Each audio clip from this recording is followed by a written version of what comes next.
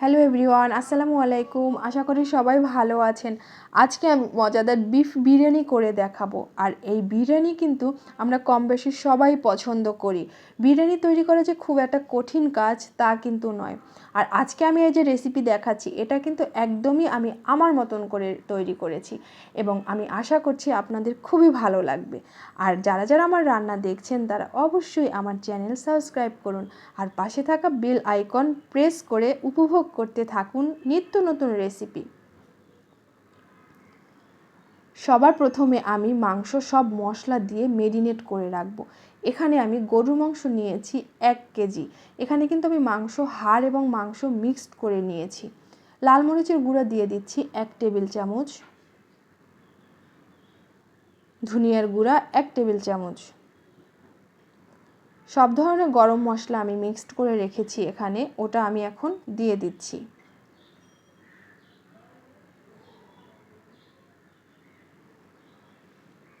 বিরিয়ানি মশলা আমি নিয়েছি 4 টেবিল চামচ। পেঁয়াজ বেরেস্তা দিচ্ছি আমি 1/3 কাপ। সাদা তেল দিয়ে দিচ্ছি 1/2 কাপ। ফ্যাটানো টক দই দিয়ে দিচ্ছি 1/2 কাপ। আদা বাটা দিয়ে দিচ্ছি 1 টেবিল চামচ। রসুন বাটা দিয়ে দিচ্ছি 1.5 টেবিল চামচ। এখানে কিন্তু আমি ম্যাক্সিমামই বাটা মশলা নেওয়ার চেষ্টা করেছি। জিরা বাটা দিচ্ছি 1 টেবিল চামচ। আর এখানে আমি 4-5টা আলু বাখারা দিয়ে দিচ্ছি। বাদাম বাটা দিচ্ছি 1 টেবিল চামচ। পেঁয়াজ বাটা দিচ্ছি 2 টেবিল চামচ। পেঁয়াজ কুচি দিচ্ছি 1/2 কাপ। এখানে কিছু কিশমিশ দিয়ে দিচ্ছি। 4টা কাঁচামরিচ দিয়ে দিচ্ছি। লবণ দিচ্ছি স্বাদ মতন। পুদিনা পাতা আর ধনিয়া পাতা আমি কুচি করে কেটে রেখেছিলাম, ওটা দিয়ে দিচ্ছি। এখন আমি এগুলো খুব ভালোভাবে মেখে নিব। আর এগুলো খুব ভালোভাবে মাখিয়ে আমি মেরিনেট করে রাখবো 3 থেকে 4 ঘন্টার জন্য। আপনারা চাইলে এর থেকে কম সময়ে রাখতে পারেন, কিন্তু আমি 3 থেকে 4 ঘন্টাই রাখবো এবং ফ্রিজের নর্মাল চেম্বারেও চাইলে রেখে দিতে পারেন। আলু নিয়েছি আমি আর স্বাদ মতন লবণ দিয়ে দিয়েছি। এখন এটা আমি মাখিয়ে রেস্টে দিব 1 ঘন্টার জন্য। আমি খুব ভালোভাবে এটা মেখে নিচ্ছি। এখানে আমি তেল নিয়ে নিচ্ছি 1/3 কাপ। তেলটা গরম হয়ে গেলে আমি আলুগুলো দিয়ে দিচ্ছি।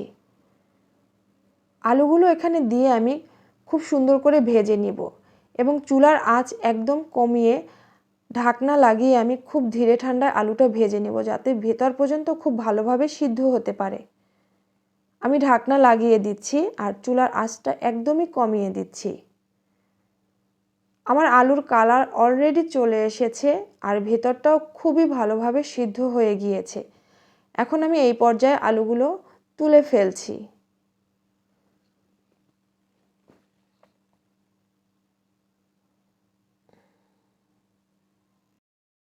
এবার আমি বিরিয়ানির জন্য রাইস রেডি করে নেব। এখানে আমি পানি নিয়েছি আর লেমন জুস দিয়ে দিয়েছি 1 টেবিল চামচ। সাদা তেল দিয়ে দিচ্ছি 1 টেবিল চামচ। লবণ দিয়ে দিচ্ছি স্বাদ মতন। এখন আমি এটা খুব ভালোভাবে মিক্সড করে নেব এবং পানিটা খুব ভালোভাবে ফুটতে দিব। এরপরে আমি পোলাওয়ের চাল, যেটা আমরা চিনি গুঁড়া চাল পোলাওয়ের জন্য ইউজ করি, ওই চালটা আমি মেজারমেন্ট কাপের 3 কাপ চাল এখানে দিয়ে দিচ্ছি। চাল দেওয়া শেষ হলে আমি খুব ভালোভাবে নেড়ে চেড়ে দিব। আর এই ভাতটা কিন্তু আমি 80% সিদ্ধ করব, 100% করব না। এটা আপনাকে টেকনিক করে বুঝে তুলতে হবে। জাস্ট এভাবে হাত দিয়ে একটু চাপ দিয়ে দেখতে হবে যে ভিতরটা শক্ত আছে কিনা, আটির মতো। এই পর্যায়ে ভাতটা তুলে ফেলতে হবে। আমার ভাত অলরেডি হয়ে গিয়েছে, আমি তুলে ফেলছি। আর ভাত তুলেই কিন্তু খুব ভালোভাবে দ্রুত ঠান্ডা করে নিতে হবে, নাহলে কিন্তু 100% সিদ্ধ হয়ে যাবে, বিরিয়ানি কিন্তু ঝরঝরে ভাবটা আসবে না। আমি খুব দ্রুত উপরের ফ্যানটা ছেড়ে দিয়ে ভাতটা ঠান্ডা করে নিচ্ছি।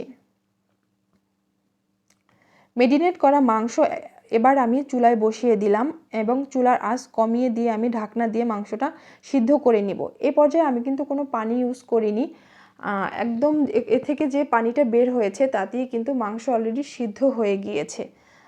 আর আমি মেরিনেট করেছি দেখে মাংসটা তাড়াতাড়ি সিদ্ধ হয়ে গিয়েছে। এখানে লিকুইড দুধ দিয়ে দিচ্ছি হাফ কাপ।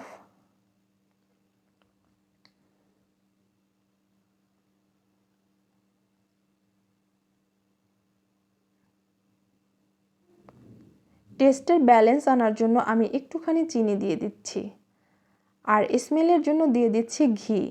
আর অনেক সময় কিন্তু গরুর মাংস সিদ্ধ হতে একটু সময় লাগে, সেক্ষেত্রে আপনারা একটু পানি গরম করে 1 কাপ পানি ইউজ করতে পারেন। আমার মাংসটা কিন্তু অলরেডি সিদ্ধ হয়ে গিয়েছে, আমি এখন তুলে ফেলছি। এবার আমি মাংস আর ভাতের লেয়ারটা তৈরি করব। আমি কিন্তু 3টা লেয়ারে মাংস আর রাইসটা দিয়ে দিচ্ছি।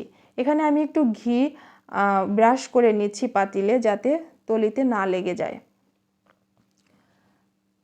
ফার্স্ট লেয়ারে আমি মাংসটা দিয়ে দিচ্ছি, খুব ভালোভাবে মাংস ছড়িয়ে দিয়েছি।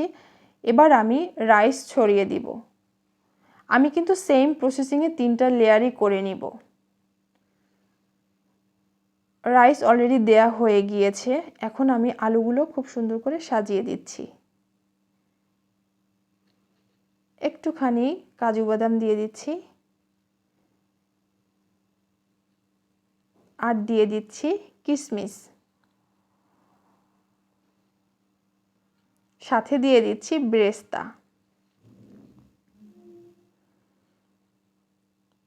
আর দিয়ে দিচ্ছি ধনিয়া পাতা আর পুদিনা পাতা। এর থেকে বেশি দিতে যাবেন না।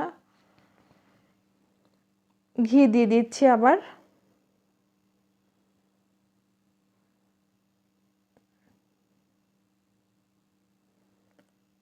আমি একটুখানি ফুড কালার ইউজ করছি, এটা আমি কেওড়া জল আর গোলাপ জল মিক্সড করে নিয়েছিলাম, তো এটা আমি একটু ইউজ করছি কালারের জন্য।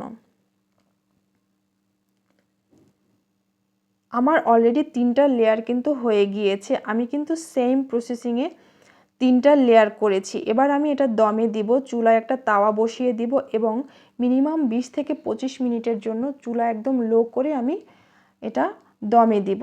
আমার 20 থেকে 25 মিনিট অলরেডি হয়ে গিয়েছে। আমি এটা খুব ভালোভাবে এখন নেড়েচেড়ে দিব একটু আলতোভাবে, এবং সব কিছু ঠিকঠাক থাকলে আমি তুলে ফেলবো এবং সার্ভিংয়ে চলে যাব। আমি একদম নেড়েচেড়ে দিচ্ছি, নিচেরটা উপরে তুলে দিচ্ছি। একদমই রেডি হয়ে গিয়েছে আমার মজাদার বিফ বিরিয়ানি। দেখেই বুঝতে পারছেন যে কতটা ঝরঝরে হয়েছে, আলহামদুলিল্লাহ। আর আমি যে মেরিনেট করে রেখেছিলাম এই জন্য কিন্তু ভিতরের মাংসটা কিন্তু একদম ভিতর থেকে সফট হয়ে গিয়েছে এবং জুসি একটা ভাব হয়ে গিয়েছে। আর দেখতেও মাশাল্লাহ কতটা কালারফুল হয়েছে।